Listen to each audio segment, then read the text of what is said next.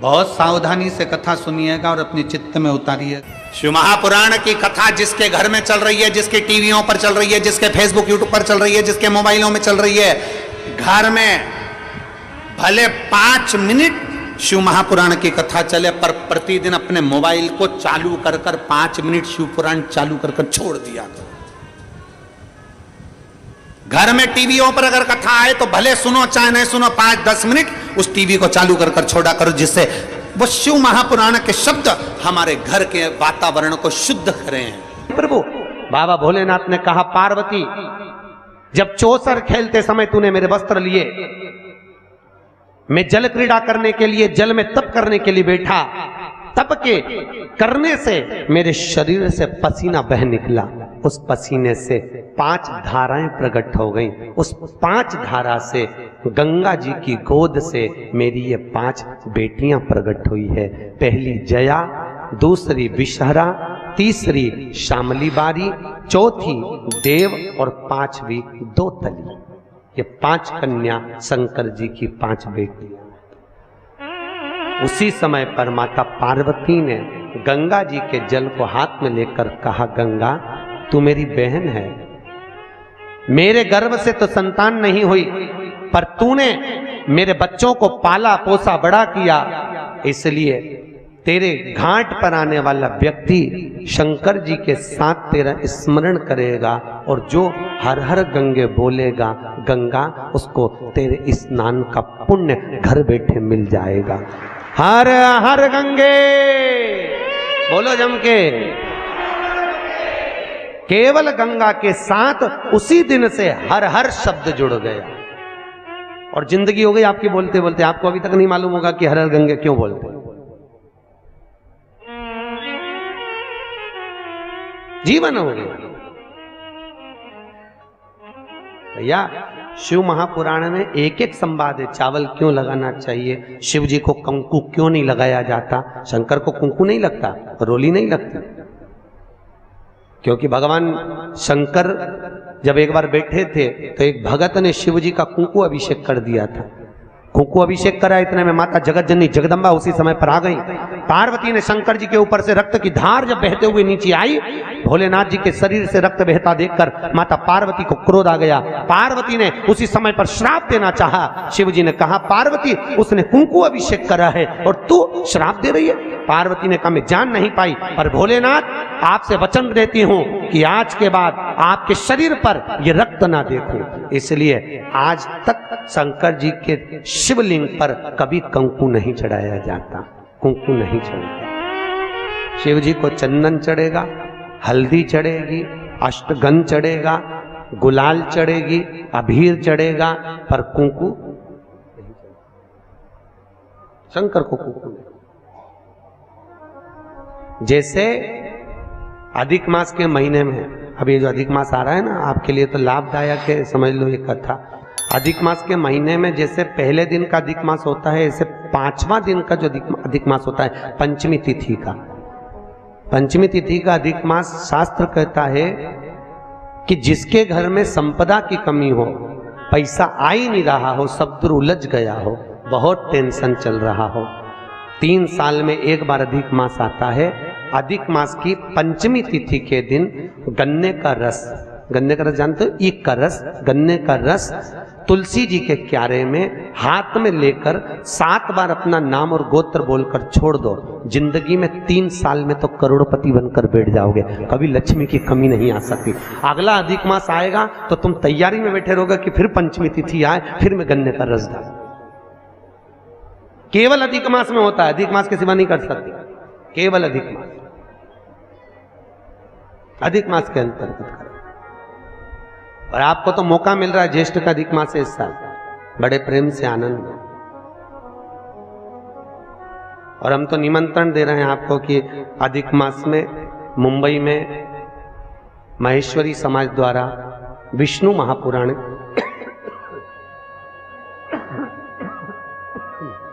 विष्णु पुराण की कथा है और आप सब भी विष्णु महापुराण की कथा में पश्चिम मुंबई महेश्वरी भवन श्रवण करने पधार। विष्णु महापुराण। अधिक मास का महीना भगवान शिव के स्मरण का माह, ठाकुर जी के भजन का महीना, भगवान नारायण के लाड़ लड़ाने का महीना। खूब प्रेम से भजन करो, जितना भजन कर सकते हो उतना,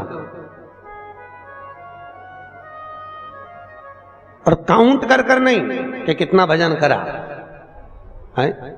कई लोग हाथ में वो बटन दबाते रहते हैं, राम राम राम राम, काउंट नहीं करना है, कर लो जितना कर सकते हो। अधिक मास के महीने में जितना पुण्य कमा सकते हो कमाओ। भजन चित्त धरिए। आज शिव महापुराण की कथा कहती है, माता पार्वती के सम्मुख में पांचों कन्याओं को देखकर गंगा जी के सम्मुख में जब बात प्रसिद्ध करी, तब माता पार्वती से शिव जी ने कहा, ये मेरी 5 बेटियां हैं। पार्वती जी ने पांचों को गले से लगाया। भगवान भोलेनाथ बोले, पार्वती, ये जल की तरंगों में प्रवाहित होने के कारण इनका शरीर सर्प की आकृति में रहेगा। सर्प की आकृति।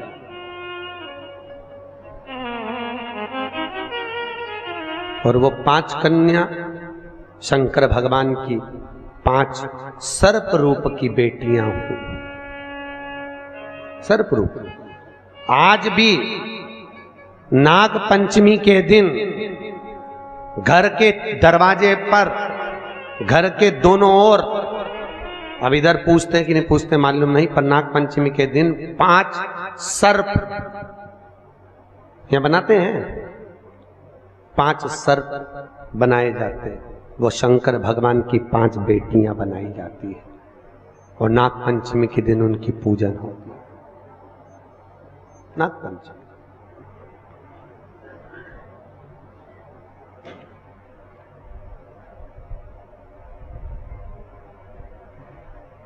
भगवान शिव की आराधना का केंद्र बिंदु है। भगवान शिव का सुखमूल स्थापित करने वाली है।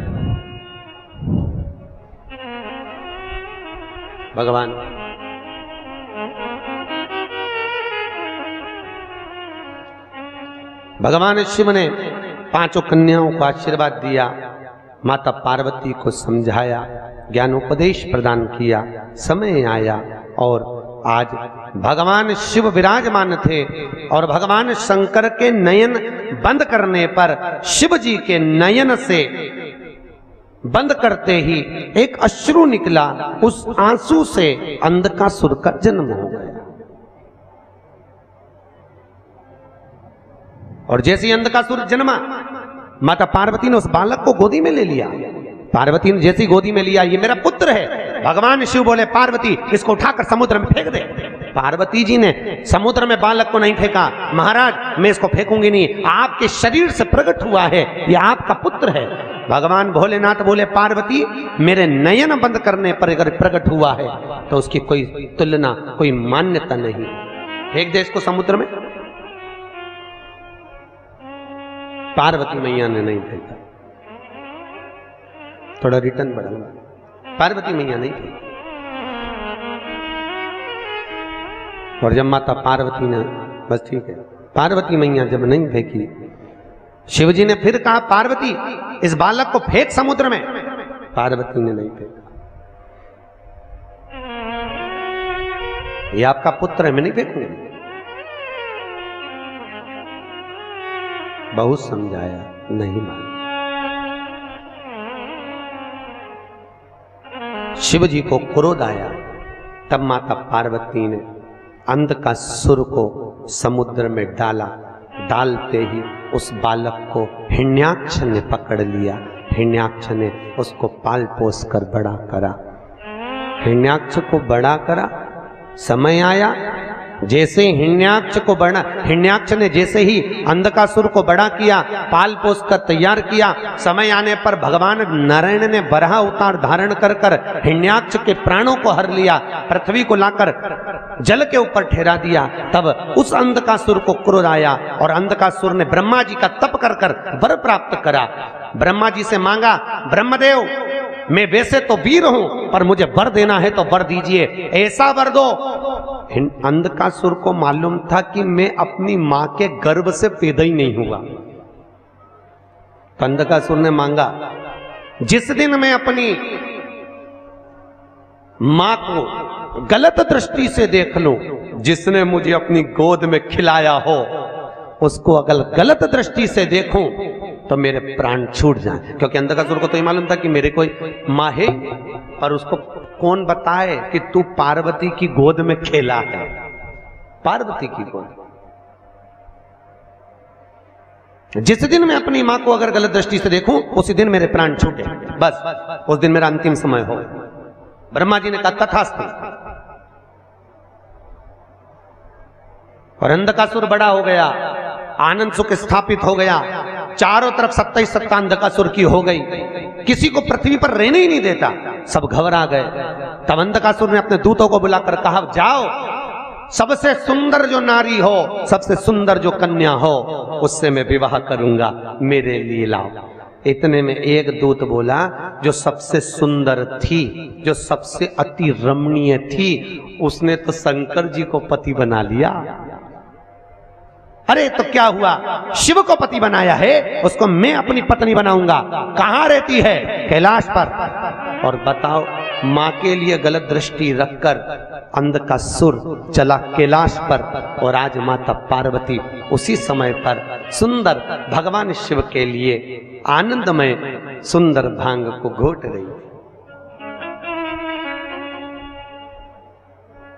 क्यों घोट रही? कई लोग कहते हैं शंकर जी को भांग प्रिय है। कौन सी पुराण में लिखा है कि शिव जी को भांग प्रिय है? कहीं लिखा? अरे बोलो तो। पूरी शिव महापुराण में, भागवत पुराण, नर्मदा पुराण, गर्ग संहिता आदि आदि के जितने शास्त्र, जितने प्रमाण देने वाले पुराण हैं, कहीं नहीं लिखा कि शंकर जी को भांग प्रिय है। शिव को भांग प्रिय नहीं है भैया। वो तो शंकर जब आपको मालूम है ना, मंथन में जब विष निकला था, विष शिव जी ने पिया था, उसकी बूंदें नीचे गिर गई थी, उससे भांग धतूरा उत्पन्न हो गया था। शंकर जी के पास में भांग रखी है, पी नहीं रहे। क्यों? शंकर जी के पास में जब भांग रहती है, चारों तरफ से जब हवा आती है, तो शिव जी ने जो जहर पिया है उससे कंठ नीला पड़ गया है। वो भांग की हवा से शंकर जी के गले को ठंडाई मिलती है। शंकर जी भांग पीते नहीं है, पर दुनिया के लोगों ने तो शंकर जी को बदनाम कर दिया। शिव जी की प्रिय, तो शिवरात्रि पे लोग घोट घोट के शंकर जी को भी भोग लगा दे और खुद भी पी जा ले। शिव जी की प्रिय, खूब घोटो।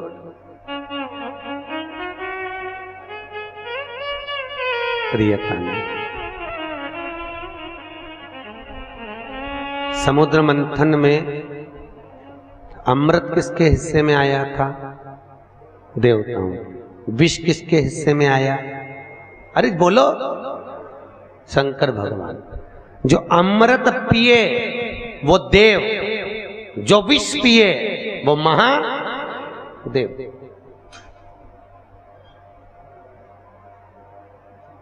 ताजी रोटी किसकी किस्मत में होती है? घर की बहू बेटियों के। ठंडी रोटी किसकी किस्मत में होती है? घर की डोकरी के, घर की वृद्ध। क्यों?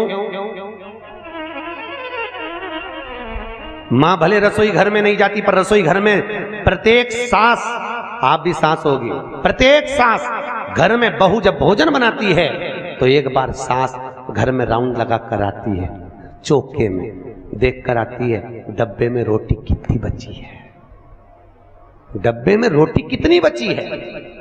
क्योंकि बहू अगर ज्यादा रोटी होगी तो उठाकर गाय को डाल देगी, तो जब सास जीमने बैठती है तो कहती है बेटा मुझे वो ठंडी रोटी ला दे। क्यों? सास को मालूम है ना बहू खाएगी, ना बेटा खाएगा, ना पति को खान दूंगी और ना कोई खाएगा, आखिरी में वो गाय के मुंह में चली जाएगी और इतनी रोटी बहू फेंकेगी, दिल मेरा दुखेगा। तो घर की बूढ़ी माँ कहती है मुझे ठंडी अच्छी लगेगी, कड़ी के साथ दाल के साथ मैं ठंडी रोटी खा लूंगी, ला दे दे। और बहू ने ठंडी रोटी लाके मम्मी को दे दी, माँ ने खा ली। उसी तरह क्या शंकर भगवान को अमृत प्रिय नहीं था? अरे बोलो तो था ना प्रिय। अगर देवताओं को अमृत अच्छा लग रहा है तो भोलेनाथ जी को भी अमृत अच्छा लग रहा है, पर शंकर भगवान ने सोचा अगर मैं अमृत पीऊंगा तो विष कौन पिएगा, इसलिए एक काम करता हूं, तुम सब गर्म रोटी खाओ, मैं ठंडी खा लेता हूं। इसी को कहते हैं महादेव। और मेरे भारत की भूमि की जो वृद्ध माताएं हैं, भारत के भूमि की जो बूढ़ी बूढ़ी माँ हैं, ये भी महादेव से कम नहीं है, जो रोज घर में विष को धारण कर रही है, रोज घर में कुछ ना कुछ घूट पी रही है।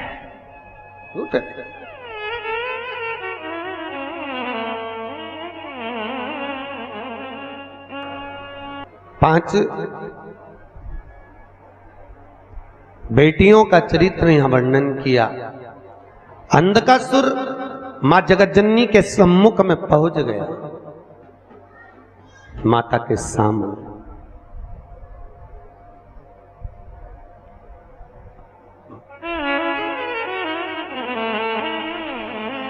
सभी देवियों में सर्व सुंदर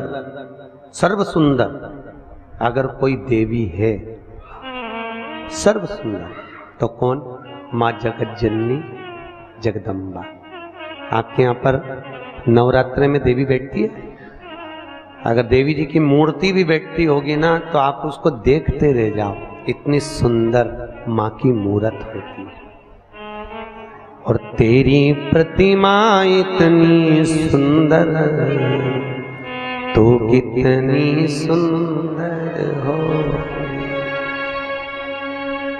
सोचो, मां की मूर्त इतनी सुंदर है तो मां कितनी सुंदर है, कितना सुंदर।